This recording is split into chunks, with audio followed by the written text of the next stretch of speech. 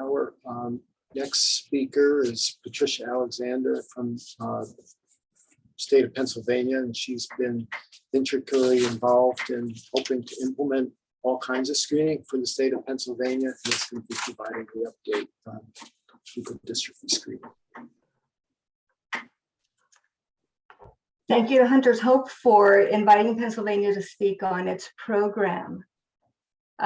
Next slide, please. The Pennsylvania Newborn Screening and Follow-up Program has implemented screening for LSDs and leukodystrophies over the last 6 years.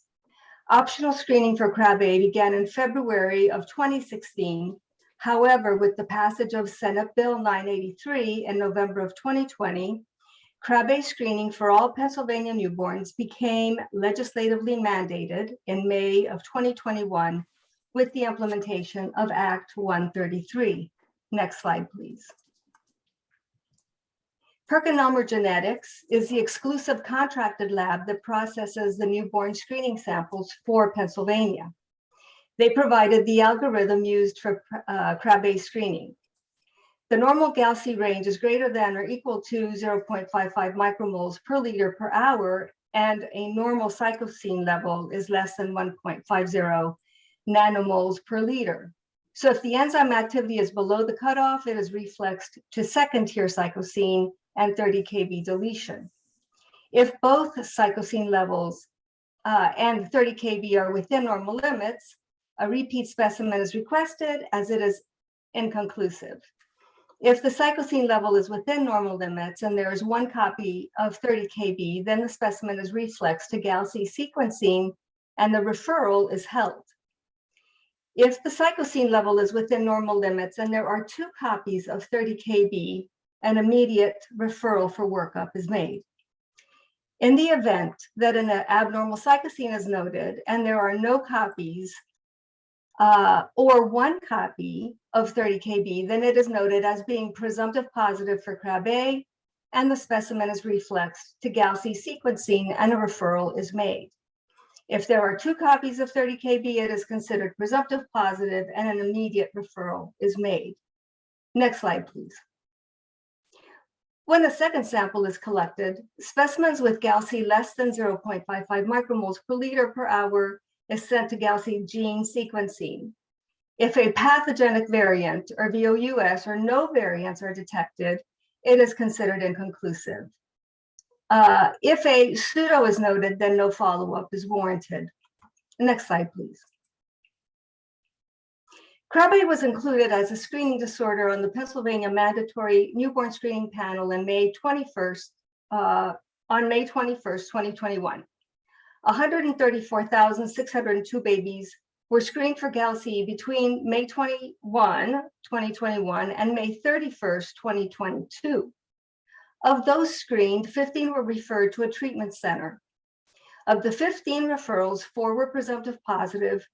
2 of those 3 being a set of twins were diagnosed with infantile Krabbe disease and 1 with late onset Krabbe disease. Of the 3 diagnosed infantile Krabbe disease babies, all 3 were recommended to pediatric bone marrow transplant programs. Next slide, please.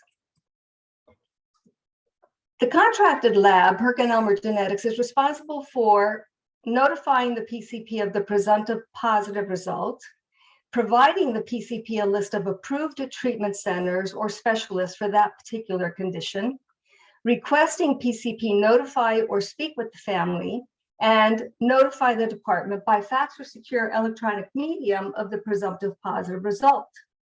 The PCP notifies the family.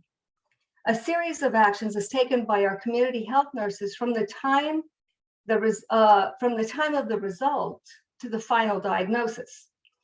So a case is created and populates in the newborn screening program's internet case management system, and the community health nurse confirms that a call was made to the PCP and a referral was made to a treatment center on day 0. The community health nurse also sends a presumptive positive letter and a fact sheet on that disorder to the parents and a presumptive positive letter to the PCP. The community health nurse then creates a referral within the system, indicating the date the genetic counselor contacted the PCP. A status report is expected to be completed within 5 days by the treatment center, and the diagnostic workbook is expected to be completed by day 30. The community health nurse then completes the presumptive positive final review by day 45. The Pennsylvania Division of Newborn Screening and Genetics sincerely thanks all the members of the LSD committee for their guidance and their dedication to the Pennsylvania newborns and their families. Thank you so much.